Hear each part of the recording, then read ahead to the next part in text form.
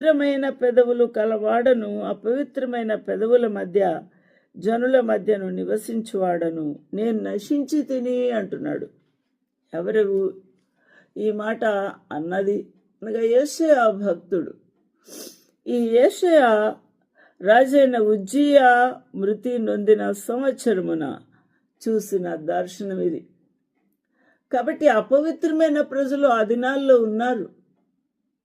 ఆ దినాల్లో ఇశ్రాయేలీలు, యూదులు మరియు ఇతర అన్యులు అందరూ కూడా ఉన్నారు. కానీ వీరు పలాని వారే అపవిత్రులు, పలాని వారు పాపులు, పలాని వారు అనీతిమంతులు అనడానికి లేదు. సర్వలోకమంతా కూడా పాపము చేసి పాపం వలన వచ్చి జీతమును మరణమును సంపాదించుకున్నారు. కాబట్టి అపవిత్రమైన పెదవులు కలవారే, అటువంటి అపవిత్రమైన ప్రజలే ఉన్నారు మన చుట్టూ, మనము కూడా. కాబట్టి నేను నశించి తిని అనే మాట కరెక్ట్గా ఉంది.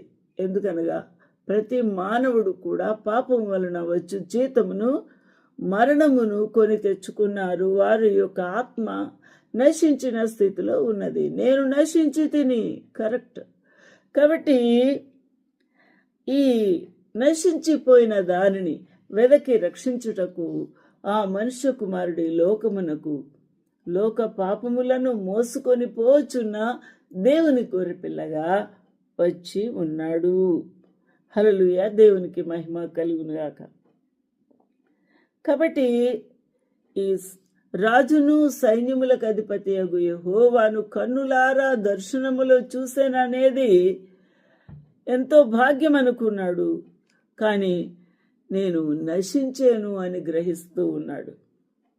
ఎందుకనగా భక్తిపరులమని చెప్పుకుంటాము, గొప్ప కార్యాలు జరుగుతున్నాయి మా ద్వారా అనుకుంటాము, గొప్ప పనులు చేసాము, నేను చూశాను, నేను దేవుని మాట విన్నాను అని అంటాము. కానీ మనము దేవుని ప్రస్ఫుటంగా చూచుటకు కానీ, ఆయనతో మాట్లాడుటకు కానీ, మనకు ఆయనకు మధ్య మన పాపము అడ్డుగోడ వలె ఉంది. ఎందుకనగా మనము నీతిమంతులము కాదు, ఒక్కరు కూడా నీతిమంతులు లేరు.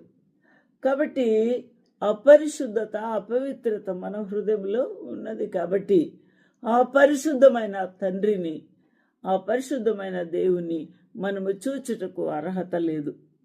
అందువల్ల ఈ యొక్క విషయాన్ని మనం గమనించినప్పుడు మనము అర్థం చేసుకోవాల్సిన ప్రాముఖ్యమైన సంగతి ఏమనగా, నేను అపవిత్రమైన పెదవులు